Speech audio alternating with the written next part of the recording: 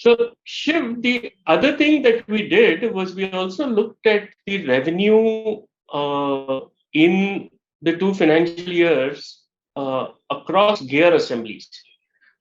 Is this something that is of interest to ACE Gears, or this is not interesting? It is. It is highly of interest, and I think it answers the question that we talked about earlier, which is which are the products that's giving me the most revenue, right, or most bringing in the money, right, for the company. And so, if you see here, the green product gear assembly number 7, it's actually fetched in 2019 to 21 the 2 years together, which is the first two columns. It's actually fetched 10 crores, right? That's what it shows. So that's a very strong contribution that's coming from that one product, right? Out of the total sales of 41 crore to a lakhs that you see at the bottom, about a fourth of that revenue actually, or more than one fourth, right? More than 25% is coming from just one product. So that is the significant insight that you're giving through this analysis, right? With that green. And similarly, the worst contributor or the lowest contributor is actually gear assembly 9, because it's only fetched 1 crore out of 41 crore. So only 2%, 2.5% is coming from that product. Again, partly because of it's a BS6 product, so it did not have revenues in the first year. It only kicked in the second year, right? But you can see that it is overall not contributing that much, right? With all the investment that gone into BS6, is it really been worth it? Is for this product, right? That's one question that I could see. And then another thing that this kind of analysis is showing is the BS4 products are quickly falling off in 2021, because remember, from April 1st, 2020, no BS6 products could be sold.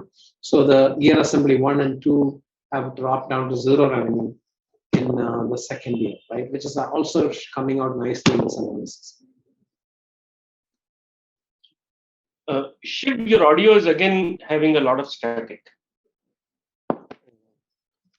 Not sure. Can you hear me?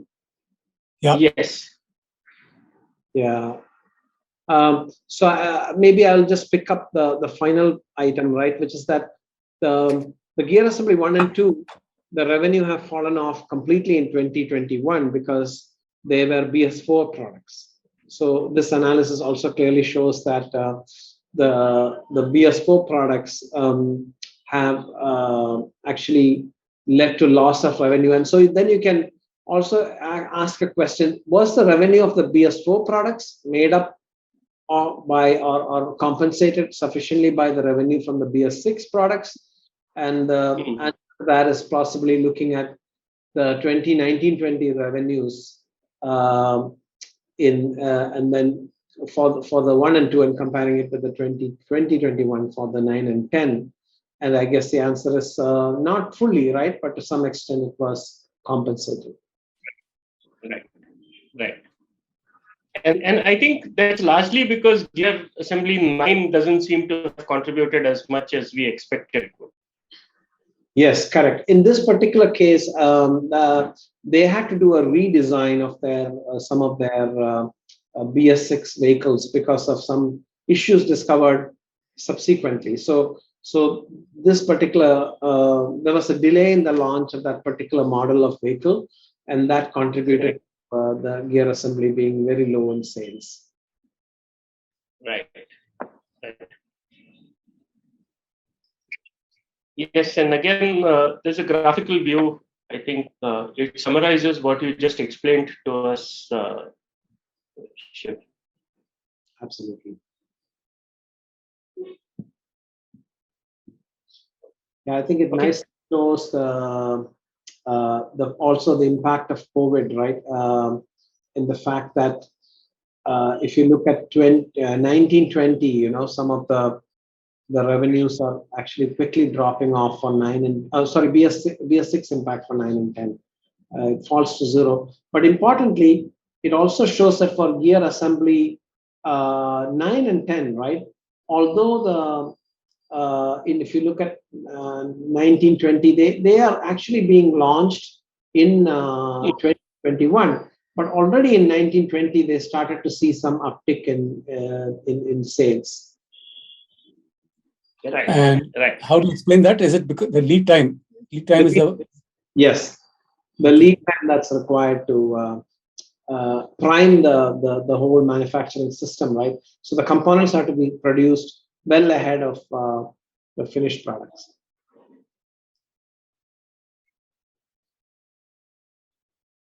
Okay, we'll pause here.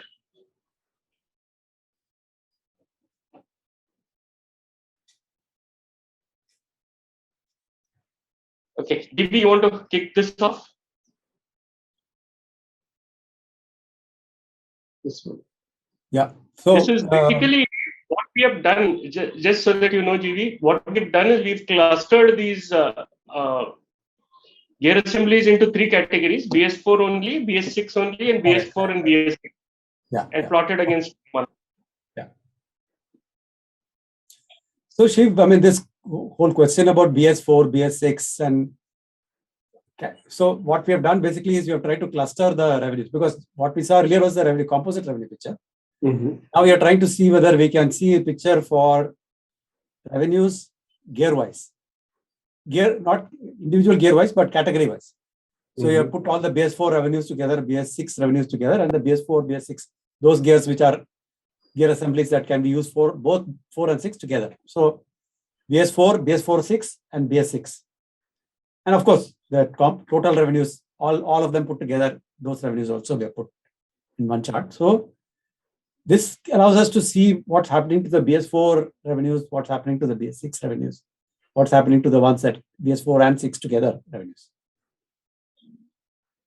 Yes. Yes, I think this is also quite insightful because it shows the patterns, right, in the transition that happened. So the blue line, which is a BS4 line, completely dries up by February, right, well ahead of the transition, because we can't produce any more after February, because there would not be enough time to put that into a finished vehicle and sell it, because the Supreme Court had said no sales after April 1st, 2020.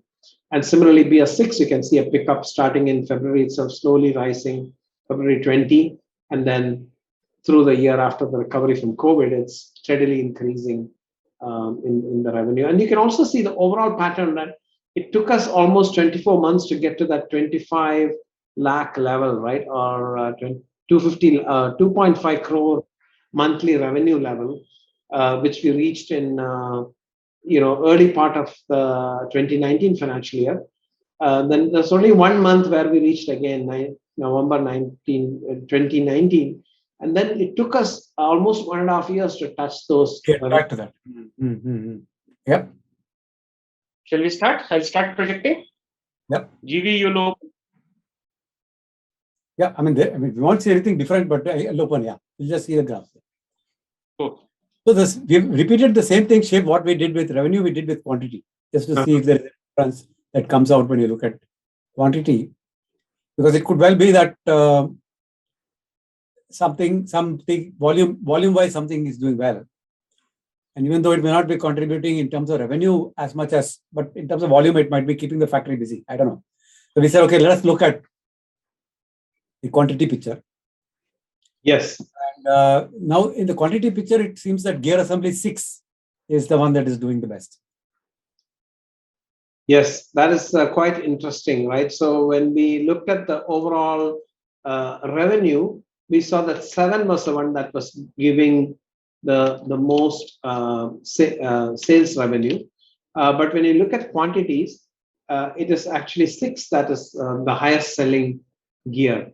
So this shows the difference in the contributions on the unit cost of these gears, right? So 7 sold only 1.38 lakhs in the 2 years, right?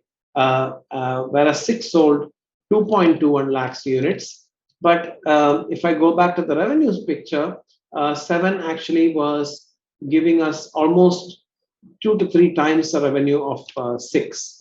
This is because the gear assembly 6 is possibly a very low cost, which is used in volume models. such as hatchback or compact hatchback, which sells in large volumes. If you look at the top 10 sales of cars in India, usually the top spots are occupied by cars like the Swift or the Wagon R or the Maruti 800. Those types of cars, which are very large numbers, but their unit selling price is quite much smaller than other cars. So the gears that go into those types of models are typically high volume, low unit price. So gear 6 could be one of those. Whereas if you look at gear 7, it could be the one that goes more in SUVs or mid-price kind of cars, or mid-high-end cars, where there is sufficient volume today. The mid-size SUV segment, which is occupied by the likes of the Hyundai Creta, the Kia Seltos, and the newly launched like Skoda Kushaq, and all those segments, right? The volume is very high, and so is the value.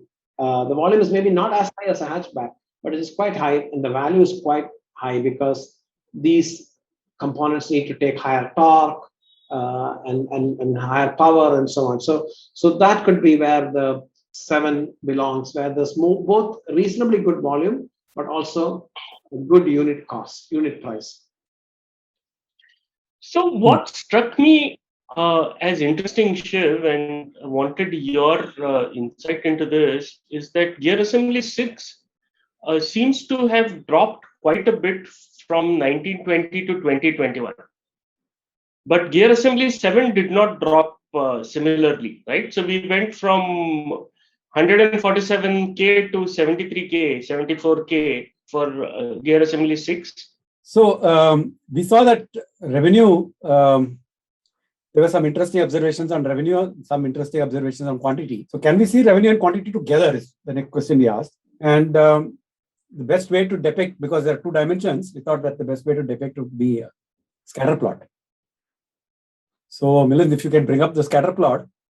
Yeah. So Shiv, this is what we did. We plotted the 2-year revenue and the 2-year sales quantity on x-axis and y-axis. And we were trying to see if there were some trends. Okay, so we tried to fit in some kind of a trend line through linear regression. I'm not sure if that trend line gives us any information. What is your how do you look at this when you look at it from the company's point of view?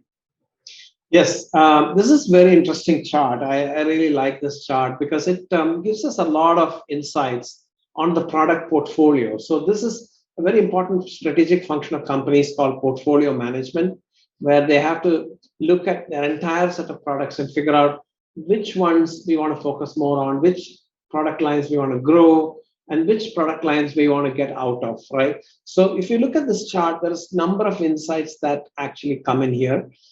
First of all, the first thing that top management wants to look at in these things is what are the most important products for us? And usually most important would translate to a high revenue, right? That being the most significant thing, right? And high profitability. We don't have the profitability dimension here, but we can see that Gear Assembly 7 is a very important product because it's bringing in the highest revenues of all the 10 products that we have, right? So that is significant. And the fact that the quantity is not very high indicates that it's also a very valuable product, right? Per unit price is quite high for that product. So that is one insight. The other part that we want to look at is what's our, like if you similar to the look at ABC of the raw material, right? You could also think about an ABC of the finished product where you say, are there products that give, that we want to make a lot of quantities, but doesn't really give a lot of revenues? So you can see that Gear Assembly 6 is kind of like that, where the sales quantity, it's an important product because it is giving decent revenue. It is actually probably the second highest revenue earning, right? If you look at the horizontal or third highest revenue earning product. So it's not unimportant, but it is consuming a lot of effort because we have to make a lot of quantities to reach that revenue. So it is an important product, but maybe not as important as the Gear Assembly 7. And then you see what we call the products that actually are fetching, they're high in quantity, but low in terms of revenue. So if you see, some of those products like gear assembly 2 and so on fit in that category. And the final one is where we have insignificant quantity, insignificant revenue. So gear assembly number 9 seems to be like that, where the quantity is less, so is the revenue. And we know that the specific reason for this is because a particular automobile model took time to take off. So it is too early to conclude that we should kill that product. But if this was happening year over year, we might kill that product, right? Because why spend efforts on a product that doesn't sell much and doesn't give us a lot of revenue as well? So you could think of this chart as a very insightful chart that helps us to make those portfolio decisions on products, right? And if you look at that kind of line that shows, I would be very interested in the line, in those products that are in the top quadrant, right, where the revenue is high, the quantity is high, or at least the two right quadrants where the revenue is high, right? That would be of most interest to company management typically. But it is a good chart. Another chart that's used very commonly in product portfolio management is by looking at the trend of products over time, right? So what are the products that are new products that are just recently been introduced, but they are growing very fast? What are those products that are stable products that we've had in our portfolio for long, which are kind of our cash cows, right? The new products that are growing very fast and are profitable are the stars. And then you have products which are old, which are declining in revenue, and which are also not profitable, which are kind of the dog products, right? So that's another chart that's very commonly used in portfolio management kind of decisions. So the cash cow, so you're made into animals, except for stars. You have a cash cow, you have a dog, and you have a star. Okay. And is there anything else? Do you have a pig? You don't have anything else. There is one, I forget the last quadrant, right? There is high growth, high margin products. Then there is high margin, stable products. Then there is low margin, low growth products.